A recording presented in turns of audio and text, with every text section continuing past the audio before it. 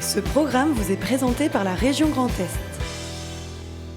24 heures en Alsace vous est présenté par le Crédit Mutuel. Une banque qui appartient à ses clients, ça change tout.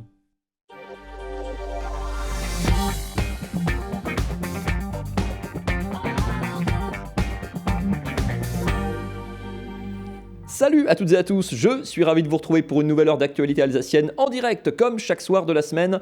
Je vais vous emmener au Sénégal dans quelques minutes avec la concrétisation d'un superbe projet solidaire porté par une association strasbourgeoise qui s'appelle Unis vers le sport. C'est à découvrir tout à l'heure dans cette émission. On va parler sport, évidemment, comme chaque lundi, côté compétition, avec du volleyball. C'est reparti pour les filles de Mulhouse, avec l'objectif, évidemment, d'être championne de France.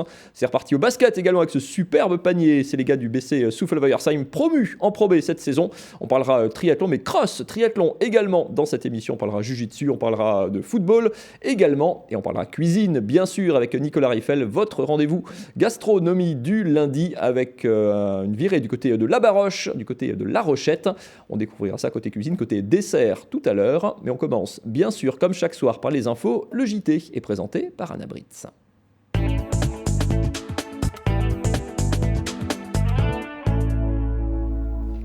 Bonsoir à tous, et dans l'actualité ce soir, zoom sur la culture du maïs en Alsace. Sa récolte se fait en ce moment même, mais elle souffre d'une mauvaise image. Accusés de polluer, les producteurs se lancent dans une opération communication pour faire connaître leur nouvelle méthode de production. À Mulhouse, c'est Foliflore qui bat son plein. Cette exposition florale unique en Europe met les fleurs, les fruits et les légumes à l'honneur pour cette 9e édition. Et puis rencontre en fin de JT avec le réalisateur Olivier Nakache et l'acteur Reda Kateb à l'affiche du film Hors Normes, très bientôt sur vos écrans. Le maïs, c'est la céréale la plus cultivée en Alsace, avec plus de 40% des surfaces cultivées concernées.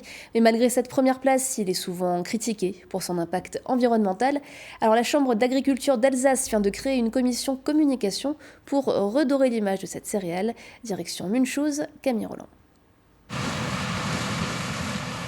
En ce début d'automne, la valse des moissonneuses-batteuses bat son plein dans les champs. L'heure est à la récolte du maïs. Et dans cette ferme céréalière, en plein cœur du Haut-Rhin, la saison s'annonce plutôt correcte. On va récolter le maïs qu'on a semé au printemps, qu'on a irrigué, entretenu toute l'année. Donc là, ça se présente assez bien. Ce ne sera pas une année record, mais c'est une année, disons, correcte. On a eu un peu de froid au printemps, donc on a perdu des pieds au printemps. Après, on a eu une grosse canicule, on a eu un peu de mal à suivre avec les irrigations. Et on a eu un mois d'août pluvieux qui nous a un peu rattrapé la donne. Dans les années 70, avec l'arrivée de l'irrigation, le maïs a connu un essor important. Il fait vivre aujourd'hui 4000 exploitants en Alsace, comme ici, où le maïs est historiquement la culture principale, avec 125 hectares sur les 165 exploités par la ferme.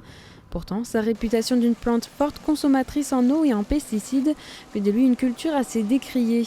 Une réputation infondée pour leurs producteurs. Je vois très bien que le maïs, c'est une culture qui est très peu demandeuse de produits phytosanitaires. On n'est pas là tous les jours à pulvériser des produits. On a un désherbage à faire. Et maintenant, on a des techniques qui éliminent complètement les insecticides. Donc moi, j'ai un peu du mal à comprendre la réaction des gens parce que c'est une plante qui est intéressante même au niveau de l'irrigation. Elle ne consomme pas tant d'eau que ça par rapport à d'autres cultures, toujours. Pour redonner confiance aux agriculteurs et promouvoir les cultures comme le maïs, la Chambre d'agriculture d'Alsace lance une commission communication. Notre but, c'est justement d'expliquer que la culture du maïs, c'est une culture vertueuse, qu'elle a tout à fait des avantages dans notre paysage. Elle s'est déjà très très bien acclimatée à nos conditions climatiques. C'est une plante tropicale donc qui a besoin d'eau et de chaleur. Et en Alsace, on a de l'eau et on a de la chaleur. On est sur la plus grande nappe phréatique d'Europe, puisqu'on est sur une nappe qui a entre 35 et 50 milliards de mètres cubes d'eau sous nos pieds. Par cette commission communication, c'est de rétablir des vérités qui nous tiennent à cœur et de ne pas être en permanence soumis à l'agribashing, que ce soit par rapport au maïs, mais par rapport aussi à notre métier et à d'autres cultures. Une fois récolté, le maïs va sécher dans les silos. Il sera ensuite en partie transformé dans la région. Au total, plus de 3500 produits du quotidien sont issus de la culture du maïs. Et en blouse des agriculteurs qui sera visible sur les routes d'Alsace demain. L'ensemble de la profession est appelé à manifester par les syndicats. Alors entre 11h et 14h, attention si vous devez prendre la route. Les tracteurs bloqueront 6 points en Alsace. Au niveau de Roppenheim, sur la N4 entre Marlenheim et Wasselonne, sur l'A4 vers la sortie Brumath Sud et la sortie Cronenbourg, sur l'A35 à la sortie Célestat-Nord et au niveau de l'échangeur entre l'A35 et l'A36 à Mulhouse. Et nous reviendrons sur cette mobilisation dans notre JT de demain soir. Dans le cadre des Journées d'octobre à Mulhouse, le plus grand show floral en France revient pour sa 19e édition. Il s'agit de Foliflore. Depuis jeudi dernier, les visiteurs peuvent découvrir 10 000 mètres carrés de jardins éphémères entre jeux de lumière et jets d'eau aperçus avec Cécile Motz et Camille Roland. Des cigognes en aubergines, oignons et tomates, il faut prendre un peu de hauteur pour y croire. Un peu plus loin, c'est une cathédrale de pommes qui accueille le visiteur de cette 19e édition de Foliflore. Son thème, vous l'aurez deviné, les fruits et légumes d'Alsace. Une prouesse pour les producteurs et décorateurs qui travaillent depuis plusieurs mois au Parc Expo de Mulhouse.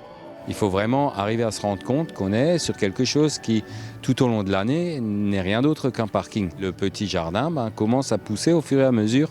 Les surfaces, les volumes, il y a tout qui commence à monter pour arriver sur la fin du mois de septembre où on commence à mettre les grandes plantes en place, plus les structures. Donc cette année, les animaux, notamment du jardin fantastique. Et puis, finalement, les 3 derniers jours avant l'inauguration, lundi, mardi, mercredi, c'est toute la finition qui se met en place. Aujourd'hui, on a un stock de matériel qui est énorme et qui nous permet tous les ans de faire de nouvelles créations. À Foliflore, rien ne se perd. Tous les fruits et légumes seront ensuite redistribués à la banque alimentaire ou transformés en compote et jus. Des jeux de son, lumière et jets d'eau viennent compléter l'exposition. Depuis 10 ans, l'association Les Fleuristes en Folie est aux manettes. Elle propose cette année un show tourné autour du voyage entre Terre et Lune. C'est un challenge technique souvent, donc il y a des petits détails qui sont super intéressants pour nous en tant que fleuristes pour faire des grands décors. Et évidemment, c'est aussi la bonne entente entre fleuristes, c'est vraiment on passe un très très bon moment. On travaille dans la bonne humeur, on rigole bien, on fait des choses qu'on n'a pas l'habitude de faire en boutique. Et des grands décors comme ça, c'est pas souvent qu'on peut en faire, donc ça c'est super intéressant. Pour les organisateurs, l'édition 2020 se prépare déjà. Elle sera sous le thème des jardins. En attendant, Foliflore est ouvert jusqu'au 13 octobre. Environ 150 000 visiteurs sont attendus cette année. Payer un café en faveur du mieux-être des personnes âgées. C'est toute l'opération Café Généreux qui débute aujourd'hui. Concrètement, le prix d'un café non servi donc sera reversé à la Fondation Âge qui lutte pour le mieux-être des personnes âgées. En Alsace, une trentaine de restaurants participent à l'opération organisée pour la première fois. On écoute tout de suite Isabelle Frima, elle est la déléguée régionale de la Fondation Âge au micro de Fanny Kunz. C'est une manière de porter la cause des personnes âgées dans l'environnement de chacun, sur la place publique. Parce que c'est une cause qui a besoin d'être soutenue, c'est une cause qui a besoin d'être défendue. Nous avons tous dans notre entourage une personne âgée qui est en bonne santé et qui a envie de vieillir le plus longtemps possible, le mieux possible. Ou alors une personne âgée qui est vulnérable, qui est fragile et qui a besoin d'être soutenue. Et c'est une manière aussi d'aborder la cause de la vieillesse d'une manière positive, peut-être plus conviviale, même joyeuse, qui est loin des discours de crainte que nous entendons. Et c'est aussi l'un des buts de la Fondation Âge, c'est-à-dire de porter le regard et d'avoir un regard plus solidaire et peut-être plus digne, plus respectueux, plus joyeux qu'un regard de crainte. L'opération Café Généreux se poursuit jusqu'au 20 octobre. Et puis à noter que cette semaine, c'est la Semaine Bleue, consacrée donc aux seniors partout en France. Et de nombreuses animations ont lieu en Alsace. Et puis on finit maintenant avec un film à découvrir très bientôt au cinéma, Hors normes, d'Olivier Nakache et Eric Toledano, réalisateurs du film Intouchable notamment. Ils étaient hier à Strasbourg pour présenter ce nouveau long-métrage, ovationné au dernier Festival de Cannes. Il s'intéresse aux jeunes souffrant d'autisme et aux structures qui les aident. Le film est inspiré d'une histoire vraie, celle de 2 associations parisiennes. 5% des recettes du film leur seront d'ailleurs reversées.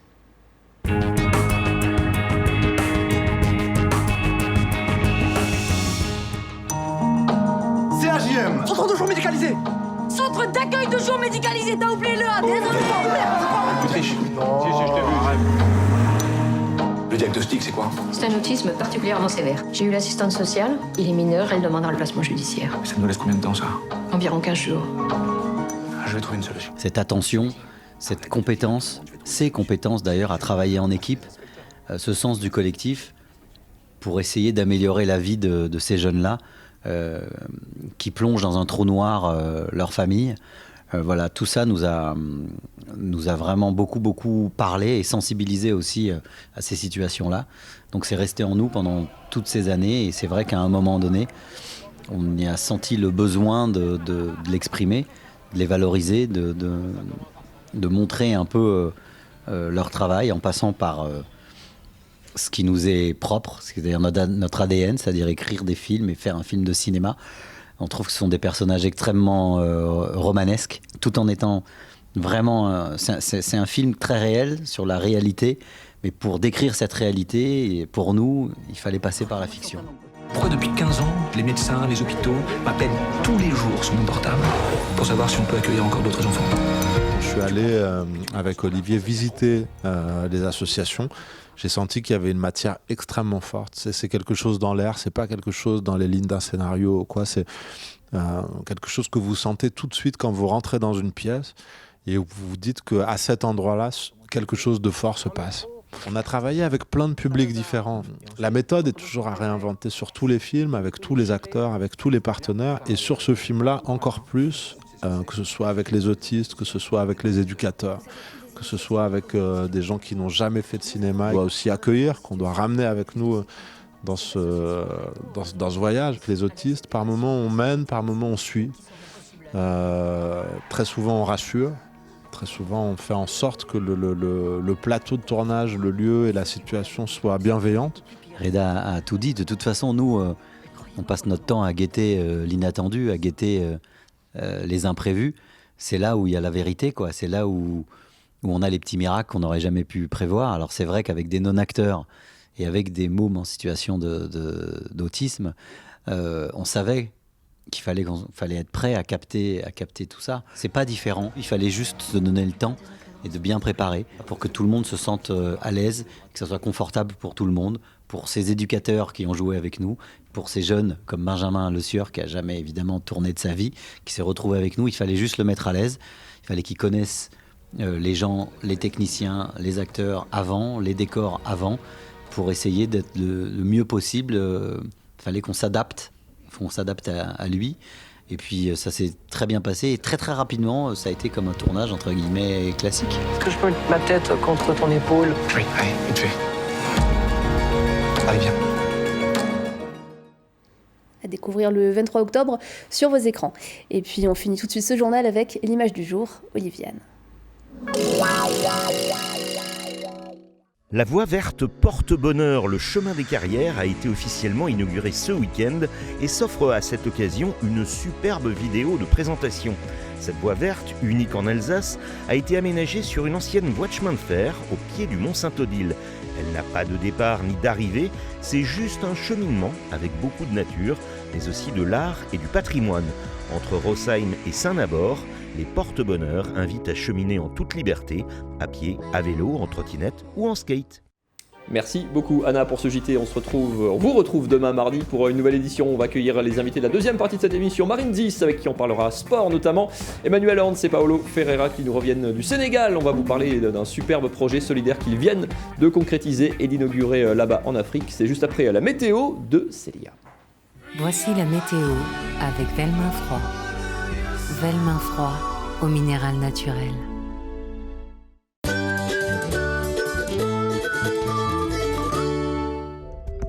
Bonjour à toutes et à tous, je suis très contente de vous retrouver pour votre point météo de ce mardi 8 octobre et on va garder nos parapluies, surtout en matinée. Regardez, c'est un temps humide et un peu agité qui nous attend, ça risque de s'améliorer au fur et à mesure de la semaine tout de même, mais vous le voyez en matinée ça reste très perturbé avec des températures douces malgré tout. Pour la saison en tout cas, dès le matin, comptez 10 degrés du côté de Saverne ou encore de Strasbourg, 9 degrés ce sera pour Wissembourg, 8 degrés sur l'ensemble du Haut-Rhin, entre 10 et 11 degrés dans la région du Bade-Wurtemberg. L'après-midi, c'est toujours une perturbation qui amène des petites averses, notamment dans le nord du territoire. Ce sera beaucoup moins humide avec toujours pas mal de passages nuageux tout de même dans le sud. Alors côté température, c'est légèrement en dessous des normales de saison, mais ça reste agréable. Comptez 15 degrés du côté du col de Saverne, 17 degrés ce sera pour Strasbourg, encore pour Altkirch et Mulhouse, 18 degrés pour Colmar et sa région, 13 degrés la minimale du territoire alsacien, ce sera pour Wissembourg. On jette un coup d'œil maintenant sur votre journée de mercredi avec toujours des averses entrecoupées d'éclaircies de ci de là au fur et à mesure de la journée avec une précipitation qui descend vers le sud. Donc ça devrait quand même s'améliorer et des températures qui, bien que plus fraîches, restent tout de même agréables en après-midi. Comptez 15 à 16 degrés sur l'Alsace mercredi au meilleur de la journée, entre 12 et 16 degrés chez nos voisins allemands, 14 degrés si vous êtes dans le nord de la Suisse. Mardi, nous serons donc le 8 octobre et nous fêterons les Morganes. Le soleil se lèvera à 7h37 pour se recoucher à 18h54. Je souhaite à toutes et à tous un agréable moment sur Alsace 20 et je vous retrouve demain. Salut!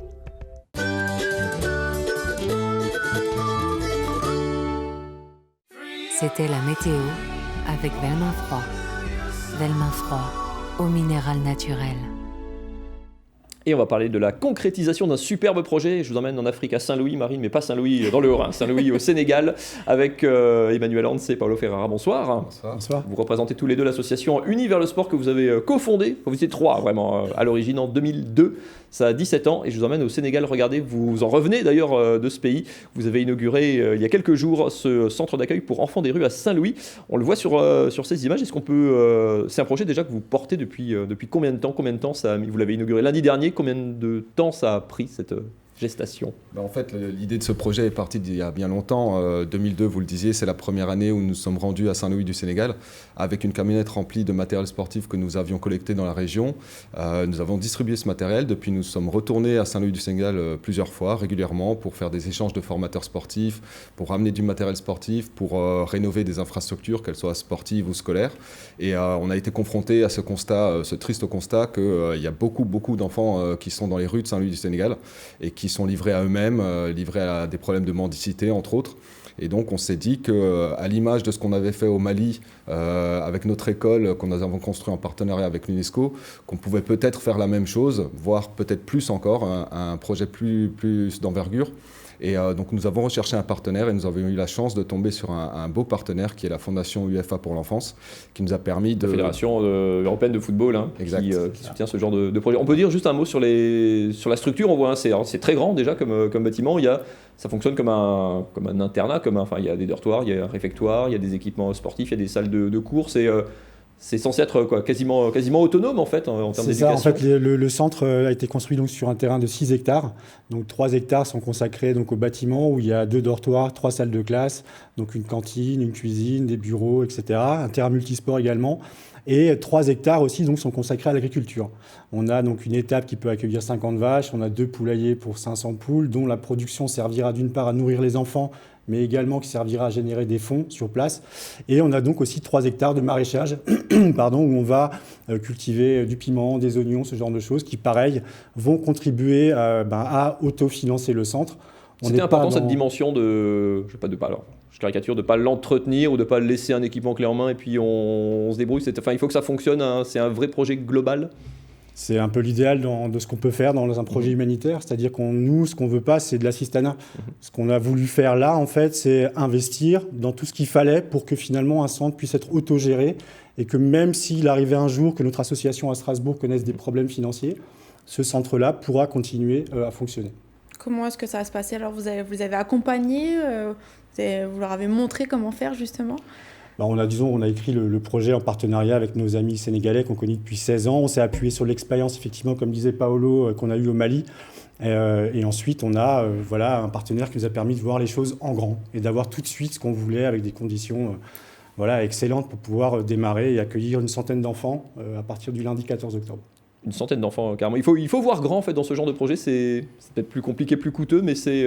C'est pas qu'il faut, c'est qu'il y a des besoins qui sont tellement énormes qu'on se doit de voir un projet avec de l'envergure. Sans enfants, c'est pas grand-chose par rapport à ce qui traîne dans les rues à Saint-Louis du Sénégal, mais c'est déjà énorme par rapport à ce que connaissent les Sénégalais là-bas. Il n'y a pas d'infrastructure de ce genre-là, pas d'infrastructure qui est allée aussi loin dans la démarche, notamment d'autofinancement, comme l'expliquait Emmanuel, pour que il n'y ait pas besoin de courir après des financiers tout au long de la vie de cette structure. Je vais vous faire rajeunir d'une quinzaine d'années. Vous parliez de la jeunesse de cette association, vous nous avez aussi fourni ces images. Regardez, c'était en 2002 justement précisément, le premier voyage. Alors plus pour l'anecdote, parce que vous êtes complètement toujours lié au sport, c'était 2002, c'est l'année de la Coupe du Monde de football. Vous étiez arrivé justement parce qu'il y avait un match Sénégal-France en plus en ouverture, en ouverture de la Coupe du Monde. Racontez-nous un peu cet épisode, c'est vraiment la jeunesse, c'est l'ADN de votre association quelque part. Ça nous permet de dire un petit mot pour le troisième qui n'est pas là, Ilan, qui fait toujours partie de l'association, qui est notre président, mais qui était en déplacement ce soir. Et oui, effectivement, là, on a vécu en 2002 2 mois absolument extraordinaires. Un peu galère parfois, on l'a vu. Un peu galère, mais c'est ce qui nous a finalement soudés et ce qui a finalement aussi permis que derrière, on ait la volonté de vouloir faire grandir et développer cette association qui, à la base, était juste entre guillemets, une idée entre amis d'aller mener un projet solidaire à la fin de nos études. En quoi le sport, c'est le point de départ? On parle souvent des vertus du sport ici, en termes d'éducation, en termes de santé, de plein de choses. Les vertus du sport, c'est les mêmes là-bas, ou en tout cas, c'est un langage commun qui rassemble? C'est un langage universel, le sport. Vous sortez un ballon de foot ou quoi que ce soit, il n'y a pas besoin de savoir parler la même langue ou quoi que ce soit pour passer un bon moment. Et effectivement, toutes les valeurs du sport qui sont nobles, on les retrouve aussi dans la vie. Donc nous, on utilise le sport comme levier. On n'est pas là pour former les sportifs de haut niveau de demain, mais par contre, on utilise le sport pour transmettre ces valeurs-là qui sont nobles, qu'on peut retrouver dans la vie de tous les jours. Et c'est aussi la petite cerise sur le gâteau pour tous les enfants qu'on accompagne au sein de cette structure. D'ailleurs, les terrains du centre de Saint-Louis, il y a différents terrains de sport que vous ouvrez, que vous avez souhaité ouvrir aux écoles du secteur aussi, pareil, parce que pour favoriser la pratique du sport. Justement, oui, en fait, le terrain multisport va forcément servir à nos pensionnaires, prioritairement, mais après, effectivement, on va inviter les écoles avoisinantes régulièrement pour qu'ils puissent aussi profiter des installations qui sont très peu courantes au Sénégal. Il faut savoir qu'il y a 2 gymnases dans l'ensemble du Sénégal. Je ne sais pas si vous voyez un peu quand même. Pour une basketteuse, c'est un drame. Voilà, ici, on se pose des questions de savoir quel quartier a tel et tel équipement, etc. Là-bas, il y a 2 gymnases dans tout le pays. Donc forcément, quand on voit les images, ça peut paraître anodin, un terrain qu'on a construit. Mais non, c'est une richesse pour la région là-bas et on va essayer d'en faire profiter le maximum de monde, oui. Bravo, en tout cas, pour la concrétisation de ce superbe projet. Vous en revenez tout juste, c'était l'inauguration, c'était lundi dernier. C'est ça. Si on veut donner un coup de main à Univers le Sport, tout le monde peut vous aider. On peut mettre les coordonnées de l'association, universLesport.com. Vous êtes toujours à la recherche de bonne volonté, d'argent, Oui, bien sûr, parce qu'on a aussi un volet local d'activité qu'il ne faut pas oublier, qui concerne 800 enfants chaque semaine à Strasbourg, avec des programmes qui allient de l'aide aux devoirs, des activités sportives, des séjours, de loisirs également. Mais là, oui, s'il y a un message à faire passer, s'il y a des gens qui ont envie d'aller faire 2 mois, 3 mois, 4 mois, par exemple, dans ce centre au Sénégal, on en a besoin d'avoir des gens qui vont nous aider à faire ce suivi, ce développement et à accompagner les premiers mois de cette structure pour que ça fonctionne et que après derrière, tout puisse rouler, quoi. Merci beaucoup Emmanuel Hans, Paolo Ferra d'être venu nous présenter ce superbe projet ce soir. Et puis comme dit, accompagnez-les, aidez-les et puis venez toquer à leur porte, ils vous accueilleront à bras ouverts. Allez, on va parler sport aussi, mais côté compétition et en Alsace cette fois-ci. C'est avec Marine Zis dans un instant.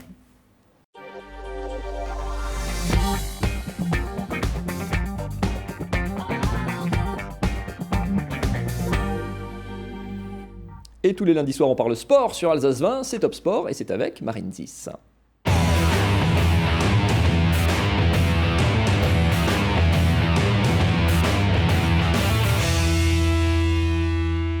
Bienvenue dans Top Sport. Au sommaire ce soir, du foot, match pluvieux, match heureux pour les Mulhousiens. On aura la réponse dans quelques instants.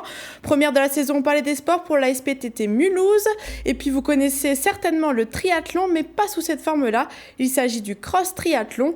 On parlera également d'un art martial exotique. Il s'agit du jiu-jitsu brésilien. Et enfin, basket avec nos invités. Bonsoir Anthony Labanca et Jason Bach. Bonsoir. Vous êtes joueur au BC Soufel-Weiersheim. Et vous redécouvrez la Pro B cette saison. Vous sortez d'une formidable saison en N1 la saison dernière avec un titre de champion de France, avec un super ratio, 31 victoires, 3 défaites, 2 têtes. Sortie Gravelines, un club de l'élite en Coupe de France. Redécouvrir la Pro B, c'est quoi? C'est un nouveau challenge cette saison? Ah bah oui, c'est sûr, c'est intéressant par rapport à ce qu'on a vécu l'année dernière où on était vraiment sur une dynamique incroyable. On gagnait presque tous les matchs. Maintenant, on va être dans une situation un peu inversée où on va plutôt lutter pour se maintenir. Donc ça va être un autre challenge, quelque chose d'intéressant à vivre. On se prépare à perdre, Anthony? Non. Jamais. Jamais, non. On n'est jamais préparé à perdre. Personne ne veut perdre, donc on va tout faire pour prendre tous les matchs et puis on verra comment se passera la saison. Vous étiez engagé en Leaders Cup ce week-end, on va en parler tout à l'heure. Et puis le championnat, ça démarre ce week-end donc pour la saison de Pro B. On va commencer avec du volleyball. Marine, c'est reparti pour les filles de Mulhouse. Oui, et puis beaucoup de changements du côté des Mulhousiennes, de la SPTT Mulhouse, côté joueuse, mais aussi côté entraîneur. Regardez ces images avec le départ de l'emblématique Magali Magaille, remplacée par, vous le voyez là, François Salvani, un Italien. C'était donc sa première victoire ce week-end pour lui à la tête de l'équipe, après une période de préparation très intense. Start to work together in August. It was really difficult because for me it was the first time in Mulhouse, new setter, some new players. So at the beginning we have to take time to know each other, and after step by step some players come back from the national team. So it was not so easy, but players made a really good job. Une adaptation pour le coach, mais aussi les joueuses, notamment Léa Solner, la libéro, qui a évolué de nombreuses années aux côtés de Magali Magaille. Ça fait beaucoup de nouveautés effectivement, mais on l'a montré ce soir, je trouve que ça a du bon. Voilà, c'est des nouveaux conseils en ce qui concerne le coach, des nouvelles coéquipières et des nouvelles façons de jouer en ce qui concerne les filles, et je trouve ça super intéressant. Non, c'était sur toi Mathieu, mais on peut quand même enchaîner. Qu'est-ce qu'il faut retenir du match? Donc j'enchaîne, Mathieu. Ce qu'il faut retenir, c'est ce début de rencontre assez particulière. Regardez, avec le service de Vincent Collet, l'entraîneur de la SIG, un petit peu timide. Vaut mieux qu'il reste au basket, mais bon, ça nous a fait plaisir de le voir sur le parquet.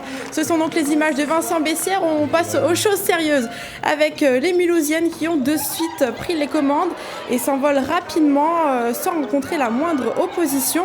Le premier set est en poche pour elle avec un gros écart 25-7. Les filles de la SPTT Mulhouse ne rencontrent pas beaucoup plus de difficultés au deuxième set. Elles sont efficaces au contre mais aussi au service et remportent donc facilement le deuxième set 25-17. Dans le troisième set, leurs adversaires mettent un peu plus de pression et parviennent à mener au score. Mais bon, les Mulhousiennes sont sereines et remportent le match 3-0. Vous l'avez vu là en image, Magali Magaille aux côtés de la nouvelle mascotte. Et justement, si vous avez une idée de nom, le club recherche, voilà, je ne sais pas si vous avez une idée de nom pour cette nouvelle mascotte à la SPTT Mulhouse. Vous l'avez vu ou pas? Est-ce qu'on peut la remettre? Voilà, ils ne suivent pas, ni Mathieu ne suit, ni les invités. Comment est-ce qu'on va faire? Dites-nous votre proposition, Mathieu. Je vais réfléchir à la fin de l'émission. Eh bien, pas de proposition. On va enchaîner avec le coach qui lui a une bonne proposition en termes d'objectifs pour cette saison. Écoutez-le. When I spoke with my player, if you come in Mulhouse to try to gagner le championnat. If not, you have not to work in Mulhouse. After we know Nantes, Cannes, Le Canet, Béziers, a lot of good team in France is a really good championship. But we are Mulhouse, so we play pour gagner. Après, ce qu'on appelle un franglais, parler. J'ai tout compris, personnellement. On a retenu que l'objectif c'était d'être championne de France. Évidemment, on suivra la saison des Mulhousiennes tous les lundis dans Top Sport. Allez, je vous emmène, on va parler triathlon avant de causer basket avec nos invités. Vous connaissez la première discipline du triathlon, normalement, c'est natation. La natation. Merci Jason, il y en a un qui suit, c'est super. Regardez, dans la première épreuve, hier à Gamsheim, c'était ça, il fallait être motivé, très motivé. L'eau était à 15 degrés, 15 degrés 5 pour être exact. Du coup, forcément, il fallait se motiver, c'était un peu frais, c'était compliqué. Elle est comment alors? Elle est tiède.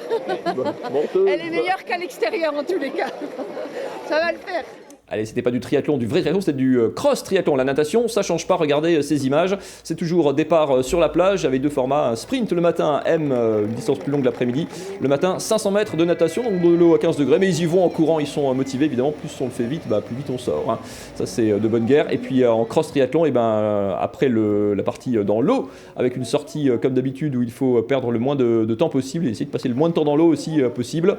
La deuxième épreuve du triathlon, c'est pas tout à fait le cyclisme d'abord, c'est d'abord arriver à se débarrasser de sa combinaison en néoprène pour passer à la tenue cycliste. Et donc pas de vélo de route au cross triathlon, on parle de VTT. C'est parti pour 15 km, 30 l'après-midi pour le format long sur les routes du secteur, routes, chemins agricoles, sentiers, forêts.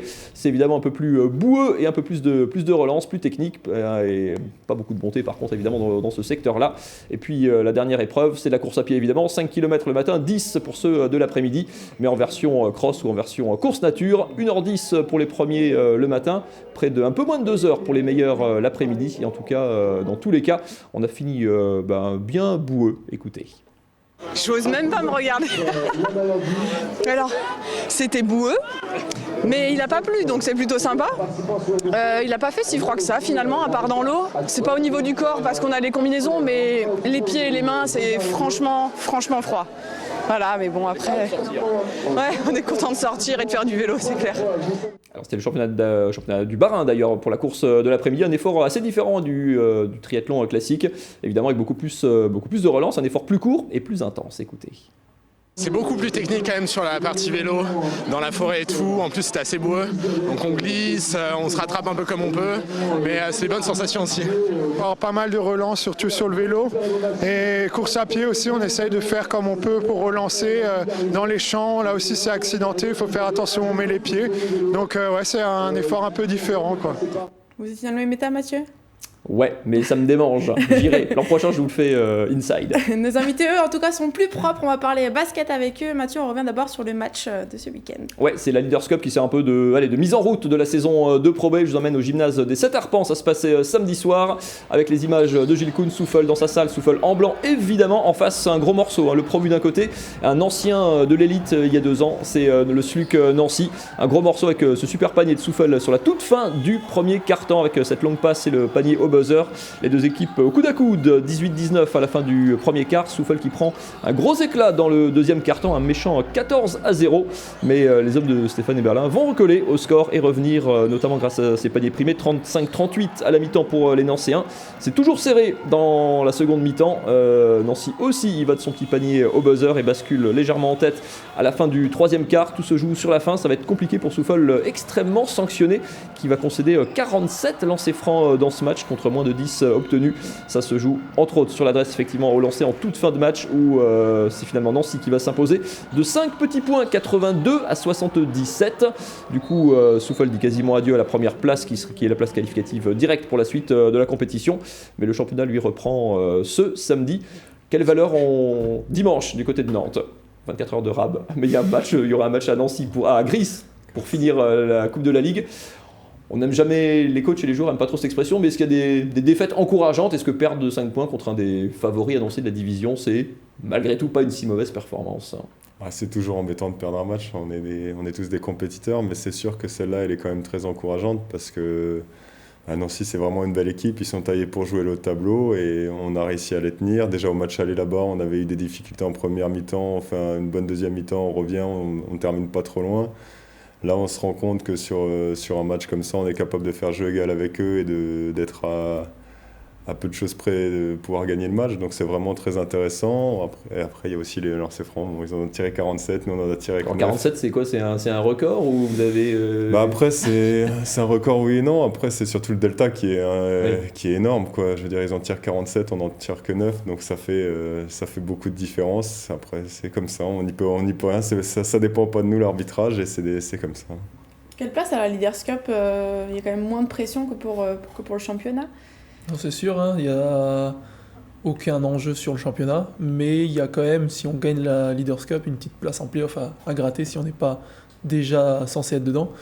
Mais après, voilà, on peut les prendre en match de prépa, mais tous les matchs sont bons à prendre et c'est dommage de les perdre. Le dernier du coup à Gris, donc demain mardi, le début du championnat du côté de Nantes, ça sera dimanche, comme dit, quand on sort d'une saison de dingue de N1. Alors il y a eu pas mal de changements évidemment dans l'effectif, on est quand même toujours sur une forme de dynamique de cette formidable saison dernière avec ce titre de champion de N1, où c'est une nouvelle saison, il y a trop de nouveaux joueurs, il y a trop de temps et on est vraiment sur quelque chose de différent. Je pense que la dynamique, on essaye surtout de l'entretenir, c'est pour ça aussi que Stéphane il a fait le choix de garder Eberlin, le coach. Il a fait le choix de garder pas mal de joueurs de l'année dernière. Qui sont vraiment dans l'esprit Souffle. Donc on essaie de surfer sur ce qu'on a vécu l'année dernière pour partir avec une bonne dynamique. Mais après, c'est sûr que le niveau est complètement différent. On sait très bien qu'il y a des endroits où on ira pas forcément on va dire pas pour gagner, mais on ira jouer des coups, quoi. Donc on sait qu'on n'aura aucune pression de jouer nos matchs à l'extérieur. Il faudra qu'on soit très sérieux chez nous pour en gagner le plus possible. Et là, on aura fait un grand pas pour le maintien. On ressent vraiment une différence de niveau entre les deux, entre la N1 et la Pro B. Comment est-ce que vous ressentez ça, vous, sur le terrain ? Le niveau, il se ressent déjà physiquement. Il y a certaines équipes, c'est sûr, les mecs sont plus carrés, les coups sont plus durs. Après, techniquement aussi, c'est un peu plus fort. Mais l'an dernier, sur le championnat de N1, les équipes qui étaient dans le haut de tableau valaient presque la Pro B. Donc, en jouant le top 5 l'an dernier, ça nous mettait déjà un pied dans la Pro B. Qu'est-ce que la marque de fabrique de Souffle ? C'est la défense, ça a toujours été, ça ne changera pas tant que Stéphane Eberlin sera sur le banc. Quand on choisit de rester à Souffle, comme c'est votre cas, enfin ça sera forcément peut-être la clé de la saison. Si on arrive à défendre aussi dur en Pro B qu'en N1, c'est comme ça que Souffle peut se sauver. Notre salive va passer par là, on sait très bien que c'est notre marque de fabrique, on ne va pas s'inventer une autre manière de jouer, on va se baser sur notre défense pour arriver à cadenasser les équipes et surtout les contenir chez nous, limiter leurs points. Mais comme dit, c'est un autre championnat, donc on va voir comment on va pouvoir réussir à exporter ça. On continue de parler basket avec vous deux dans un instant. Vous ne bougez pas, je vous emmène du côté de Mulhouse. On va parler football. Marine, ça continue d'ailleurs, la saison continue pour un autre promu à son niveau en N2, le FC Mulhouse. Oui, donc en N2, ça se passait samedi après-midi sur le stade de Lille, donc à Mulhouse, avec ces images de Vincent Bessières. Et dans cette première mi-temps, ce sont les Lensois, donc en noir, qui mènent les débats. Heureusement, le gardien mulhousien Ndoye arrête les tirs cadrés. Le FCM vacille quand même à la 34e et encaisse un but qui est finalement annulé pour hors-jeu. La pluie commence à s'abattre sur le stade, mais voilà, il y a quand même quelques courageux torse nu. 0-0 à la mi-temps de la seconde partie du match, le FCM se montre beaucoup plus agressif. Les joueurs s'offrent même quelques occasions, mais sans conclure.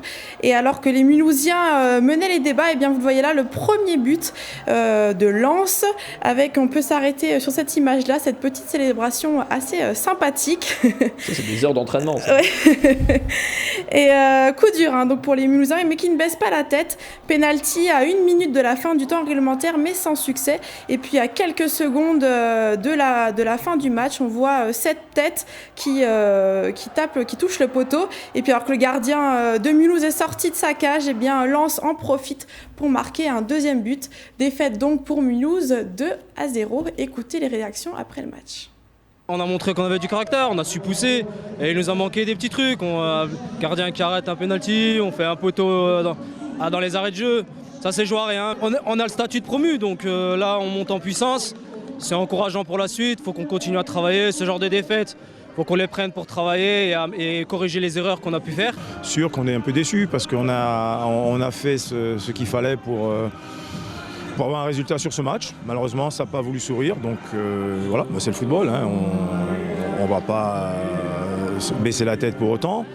Il faudra récupérer ses points ailleurs, et puis voilà, c'est tout. Et puis voilà.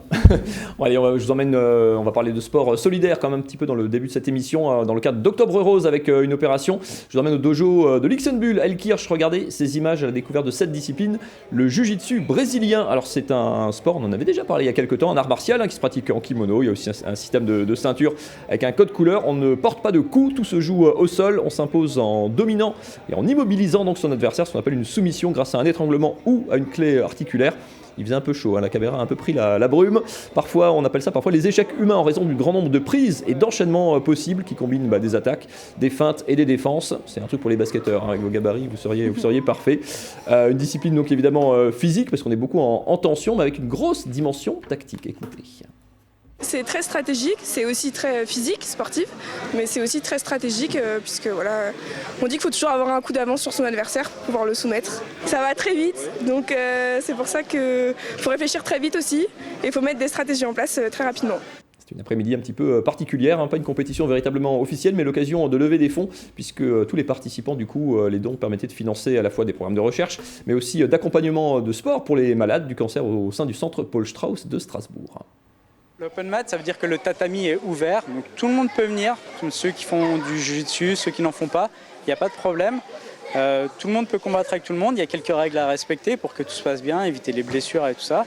Et puis voilà, chacun partage avec les autres pendant cette journée. Il n'y a pas de points, il n'y a pas de compétition, il n'y a pas d'esprit de compétition. Voilà, le but c'est de passer un moment agréable ensemble. Les basketteurs très attentifs, ça vous tente les sports de combat? C'est interdit par le contrat, je pense. Pourquoi pas, il faut faire gaffe quand même, parce que là, ils peuvent se blesser. Ouais, on peut se faire un petit peu mal quand même. Allez, on termine justement en parlant basket avec nos invités, Marine. Oui, puis un petit retour en arrière, vous avez grandi tous les deux dans la région. Jason, vous avez commencé le basket à Igbolsam, vous en parliez dans une interview il y a 2 ans, quand vous étiez encore à Lorient. On écoute ça, on en parle après. J'avais 2 copains dans ma classe qui jouaient là-bas, c'était leur maman qui entraînait. Comme j'étais le plus grand, ils m'ont demandé de venir jouer avec eux. Donc j'ai commencé le basket là-bas avec eux, c'est un sport où j'ai tout de suite accroché. Moi je faisais d'autres sports à côté, je faisais du foot, du tennis, la plongée, de la natation, du judo. Mais le basket j'ai accroché, en plus ça a plu à mon père parce que c'était dans la salle, il n'y avait plus besoin de se cailler les burnes à côté du terrain de foot. C'était un petit peu pour votre papa en fait, c'est ça, vous faisiez du basket ouais, entre autres. Bah, c'est ça, c'est surtout parce que j'étais très grand à l'époque. J'ai été grand très jeune, donc les copains qui jouaient au basket ils m'ont dit de venir, d'essayer. Et comme c'est un sport qui s'y laisse, on s'y prend assez vite. Vous êtes passés tous les deux par la SIG. Anthony, on a retrouvé des images de vous il y a quelques années, c'était vos premiers points avec les pros. Je vous propose de regarder ça. Il n'avait jamais joué en Coupe d'Europe. Il rentre en jeu, touche seulement 2 ballons et marque 7 points. Impossible, 7 points en 2 tirs? Eh bien non, un tir primé avec un lancer bonus et un autre primé pas évident quelques secondes plus tard. Vous en rappelez de ce match-là? C'est un match que j'oublierai jamais. C'était le premier match de Coupe d'Europe que je jouais. Enfin, après, je jouais quand on avait 20 points d'avance, donc c'était toujours 2 minutes à prendre. Et voilà, j'ai pris les tirs sans hésiter, j'étais ouvert, donc après ça rentre, tant mieux. Donc, ça reste un beau souvenir. C'est un souvenir que je n'oublierai jamais. Ouais. Vous êtes tous les deux formés ici. On dit souvent que l'Alsace est une terre de basket. Est-ce que c'est vrai? Est-ce qu'on n'a pas besoin forcément d'aller voir ailleurs pour se former et progresser? Moi, je pense que jusqu'aux catégories cadet, sport, il y a tout ce qu'il faut dans la région. Il y a le pôle sport qui fait un bon boulot. Il y a pas mal de clubs qui sont assez formateurs. Et on voit que pas mal de jeunes sortent à des niveaux, pas forcément en JP Elite ou en Pro B, mais tous les niveaux nationaux sont assez représentatifs avec pas mal de joueurs alsaciens. Donc ouais, je pense que c'est vraiment une bonne région pour se former. On a le temps du coup d'aller jeter un œil aux autres matchs. Vous avez des copains souvent dans les autres clubs, les divisions au-dessus, en dessous? On fait un peu le tour. Hein. On va voir des matchs, toi aussi, je pense. Olsheim, le Vob. Même l'équipe de Tsouffel, la Prénat. Même de temps en temps, je vais voir des copains en prénat. On fait c'est toujours le même plaisir. Ouais, bah oui. Ils viennent nous voir, il n'y a pas de raison qu'on n'aille pas les voir. Vous étiez croisés, vous deux, plus jeunes? Vous avez 7 ans d'écart? Trop vieux. Si on raconte comment on s'est croisés, on va vraiment dire que je suis vraiment vieux comparé à lui. Allez, rapidement. C'est lui. Rapidement, c'est quand je jouais à Schirmeck. La SIG font toujours des petites promos, donc ils vont dans les clubs pour faire des petits entraînements aux gamins. Puis Jason est venu faire un entraînement à Schirmeck. Et voilà, ça a donné les bons trucs. Que lui, il commençait le basket.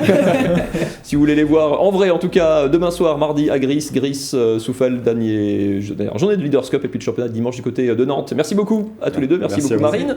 On se retrouve lundi prochain pour parler sport. Et le lundi soir, après le sport, c'est cuisine, évidemment, avec Nicolas Riffel du côté de La Baroche cette semaine. Détendez-vous devant Grain de sel avec les Spätzle et Knepfle Traiteur Schneider, aux œufs frais et 100% préparés en Alsace.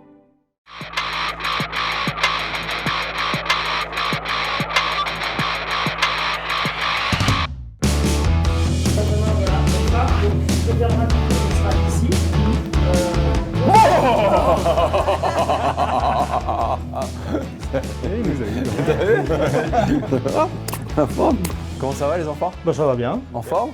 Alors, la belle histoire ici de La Rochette, c'est quoi? La maison, elle date de 1935-1937 et elle a toujours été ouverte au public. Hôtel-restaurant? Hôtel-restaurant, guinguette après-guerre, elle a une histoire. D'accord. On est les 4e propriétaires sur la maison. D'accord. Et les parents, ils ont commencé il y a 21 ans. Et tous les deux, vous êtes arrivés comment dans cette aventure? Parce que vous avez eu une vie avant de revenir. On n'avait pas le choix. Non, mais on habitait au-dessus, là où il y a les chambres. Ouais. Et puis, tu vois bien, les parents, ils étaient toujours en cuisine partout. Donc, Ah oui, on allait à la plonge et compagnie, et puis... Vous étiez là. Voilà. On a commencé assez tôt parce que c'est pas la première affaire qu'ils avaient déjà un restaurant avant. D'accord. Donc on a grandi dans des cuisines, dans un restaurant, et voilà, c'est venu naturellement. Et un beau futur aussi qui s'annonce avec une extension. Exactement. On avait ce projet de faire une extension et on a eu ce bâtiment qui s'est proposé. C'est un ancien centre de vacances et centre hospitalier, et dedans on a décidé de faire 9 chambres plus spacieuses et un spa pour accueillir tous nos clients. Donc ça veut dire que je peux revenir avec grain de sel à partir de l'année prochaine. C'est ça. Cool. Oui. Bon bah très bien. On va en cuisine du coup. Tu vas faire quoi? À tout à l'heure. À tout à l'heure. Tu vas Une faire gaufrette. Une gaufrette? Ouais. Une gaufrette. Une gaufrette au myrtille. Tu veux dire la pâtisserie? Un truc de grand-mère. Ouais, il n'y en a pas assez dans le grain de sel. C'est vrai? Ouais. Tu lances un challenge là. Allez, on y va. Bon, je vois des myrtilles. Elles viennent d'ici? Oui. Elles viennent du coin? Voilà, je les ai congelées. Super. Comme ça, j'en mets pour un petit peu de temps. Ouais, tu peux en faire traîner quoi. Voilà. Là, on va cuire les myrtilles un peu en version tarte. Ok. C'est-à-dire, on va mettre du sucre, un petit peu de vin rouge, de crème de myrtille, et on met au four. Tu mets ça combien de temps au four? Là, je vais mettre entre 20 minutes, une demi-heure, four à 200, 180, comme une tarte. Alors, on va préparer la pâte à gaufrette. Alors, je vais faire fondre le beurre. Tu peux mettre farine. On va rajouter le sucre, le sel. J'ai mis un peu d'extrait de vanille dedans. On va mettre le mouillement, un œuf, de l'eau. Tu fais un peu de la pâtisserie à l'œil? T'es cuisinier en fait. Bon, voilà. Oh mince, tu m'as cerné là. Je vais juste faire gaffe à mon beurre. Toujours, on m'utilise pour travailler en cuisine. C'est des gaffe. Quel coup de fouet. Le beurre. Alors tu sais pourquoi il faut toujours tourner dans le même sens que parce que si tu fais dans l'autre sens, là, ça se démélange. Oh merde. Donc t'as le beurre qui ressort, la farine qui se remet en poudre et tout ça quoi. Pas mal. Alors là, on va laisser reposer 2 heures de temps au frais. Okay. Donc maintenant, il nous reste la ganache. On est parti sur du chocolat blanc. Donc là, on a une partie de la crème qui est en train de bouillir pour fondre le chocolat blanc. Donc si tu veux, tu peux me le verser en 2-3 fois dessus, pas tout d'un coup. Deuxième partie, tant que c'est chaud, on va rajouter la gélatine. Okay. C'est de la gélatine en poudre réhydratée avec 6 fois le volume d'eau. Hop, ça va fondre. Et après, on va rajouter la crème et le lait infusé avec la vanille. T'as pris de la vanille quoi du coup du sud de Colmar? Voilà. Ouais, je pense dans le sud il y a un petit peu plus de soleil quoi. Ouais. Celle de Crotter-Garça met bien mais elles sont un peu choues. Alors là tu peux me mettre si tu veux bien la crème. Et maintenant on va se mettre le lait à la vanille. Ça part au frais? Ça en part au frais. Ah ça c'est cette machine, explique-nous un peu l'histoire là. Alors l'histoire c'est qu'elle est trouvée sur un vide-grenier par ma femme qui voulait faire des gaufrettes à la maison et puis elle en a jamais fait puisque je lui ai choué. Donc une petite louche. Voilà. Et là on y va carrément, je mets tout au milieu. Et là on ferme, on y va et on appuie un peu, ça dégueule un peu partout, mais c'est comme ça. Super ça. Petite minute et puis c'est bon. Voilà, là elle a une belle couleur. Donc là on a la myrtille qu'on a fait au four tout à l'heure. Et elle est un peu liée parce que là j'avais mis un peu de gel sucre. D'accord. Là j'ai pris l'appareil de tout à l'heure, j'ai mis en siphon, on avait le chocolat blanc si tu te souviens. Oui, crème, vanille. Crème, vanille et le lait infusé. Ok. Voilà. Là on va y aller avec notre myrtille. Ensuite je vais prendre une gaufrette, on va juste mettre un peu de sucre glace dessus, un peu de cassonade et on cache le tout. Et on va se remettre un petit peu de myrtille dessus et une boule de glace vanille. Là, parce que c'est toi, je t'ai préparé une petite boule en sucre pour décorer.